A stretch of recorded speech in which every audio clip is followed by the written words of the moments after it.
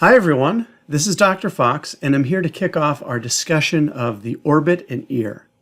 This video is a discussion of the bony orbit, where we'll discuss the structure and relative location of various features of the bony orbit, including the major foramina, fissures, and fossae associated with it, and what's transmitted or conveyed through those openings.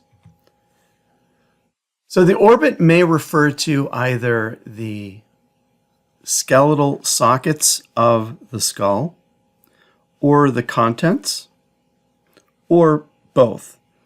In this session, we treat it much more holistically, including both the skeletal aspects of the cranium as well as the contents of that space.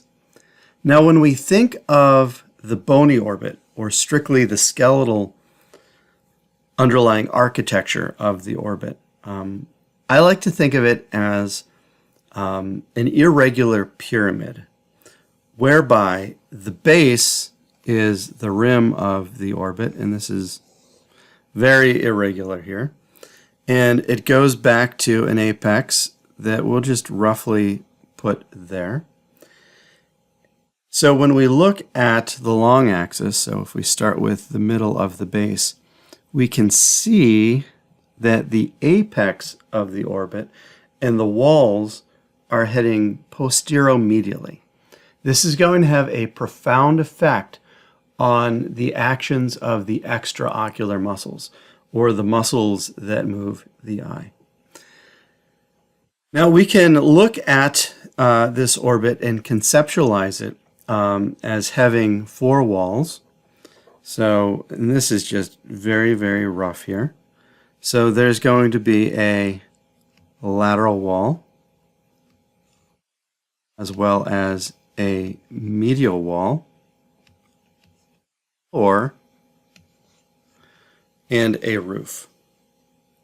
So let's kind of keep that scheme in mind as we move forward. Now there are several bones which are participating in the orbit. Let's start with those that are part of the orbital rim, of which there are three. So superiorly, we have the frontal. Laterally and a little inferiorly, we have the zygomatic. And inferiorly and a little medially, we have the maxilla. So the frontal, zygomatic, and maxilla bones comprise the rim of the orbit. And there are four other bones which are deep, the largest of which that participates in the orbit is the sphenoid.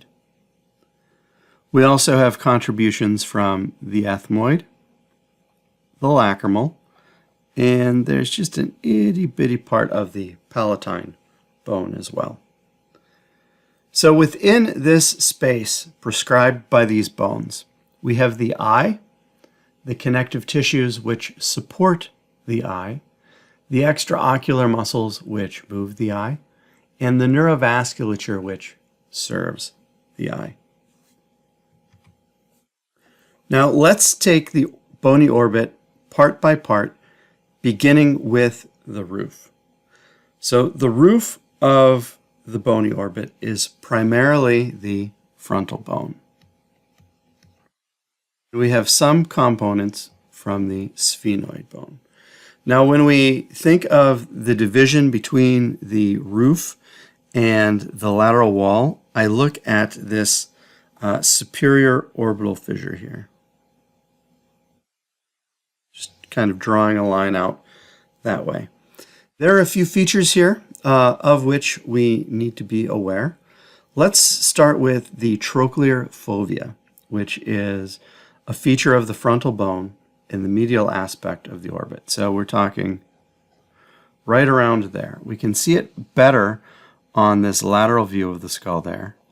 A fovea is a slight depression, and that slight depression of the frontal bone is for the trochlea, which is the only cartilaginous element of the orbit that is serving the tendon of the superior oblique muscle.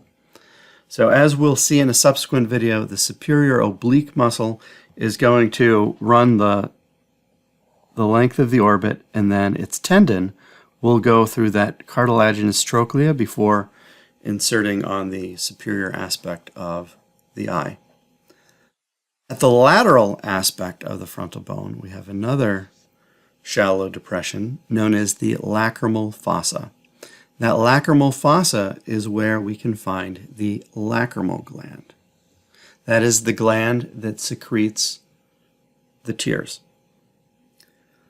We also have a little bit of the sphenoid bone, specifically the lesser wing of the sphenoid bone on the roof of the orbit.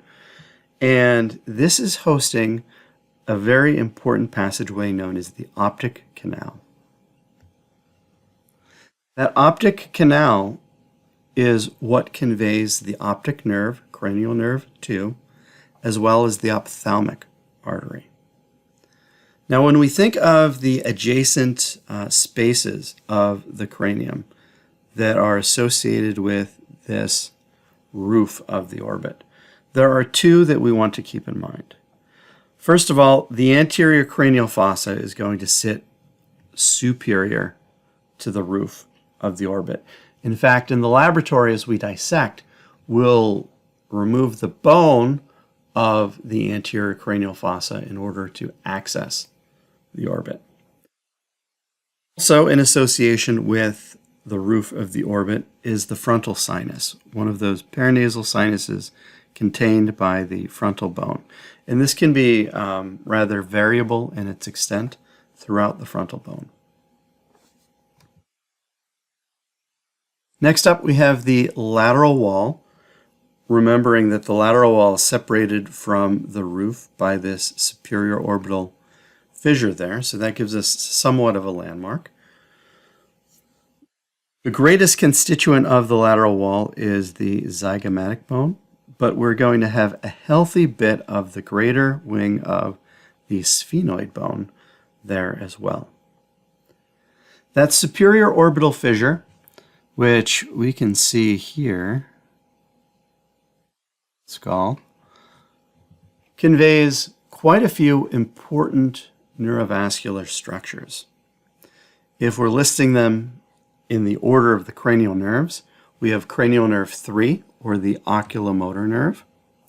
The oculomotor nerve is going to drive many of the extraocular muscles. We also have cranial nerve 4, the trochlear nerve, which innervates the superior oblique muscle. We have the ophthalmic nerve, or ophthalmic division of the trigeminal nerve, known as V1.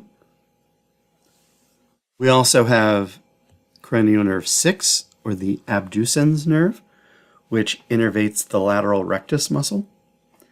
And we have the superior ophthalmic vein, which drains the orbit of blood.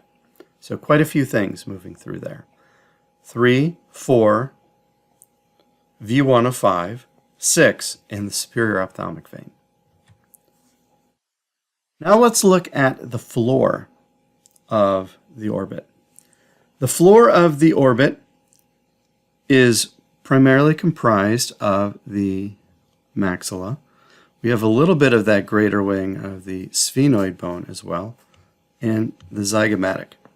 And then there's just a tiny, tiny, tiny, tiny little bit of palatine bone as well. That floor is separated from the lateral wall by the inferior orbital fissure. We can see that inferior orbital fissure there.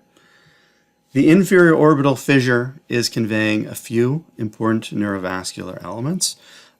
Chiefly, there are branches of the maxillary division of the trigeminal nerve, i.e. V2, the infraorbital nerve, and zygomatic nerve of V2. That inferior orbital fissure is also a way that the orbit can connect with the pterygopalatine fossa. So we can have communication there as well. That leaves us with the medial wall of the orbit. The medial wall of the orbit has a little bit of the frontal bone. Recall that the maxilla comprises that part of the orbital rim. Going sort of posterior there, we have the lacrimal bone. The lacrimal bone hosts the nasolacrimal fossa.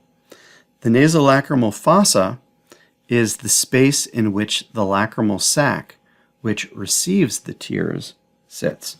So when we talk about the pathway of lacrimation or the movement of tears, they start in the superolateral aspect of the orbit and they move medially towards the lacrimal lake where it's absorbed by the lacrimal system. And an important part of that lacrimal system is the lacrimal sac, which we'll discuss. Posterior to the lacrimal bone is the ethmoid bone. That ethmoid bone is very cancellous, and there are many different air cells within that bone, and associated with the orbit are various ethmoidal air cells medial to the orbit. And then just a little bit of the sphenoid bone as well, just a touch. So that leads us to the assessment question of the video, and that is the optic canal of the sphenoid bone conveys what two neurovascular structures? Is it ophthalmic artery and oculomotor nerve? Ophthalmic artery does go through that optic canal, but oculomotor nerve goes through the superior orbital fissure. Ophthalmic artery and ophthalmic vein. Nope, ophthalmic vein, at least the superior one, goes through the superior orbital fissure. Ophthalmic artery and optic nerve, yes, that is the correct answer. So thank you so much for your time and attention, and I'll talk with you in the next video.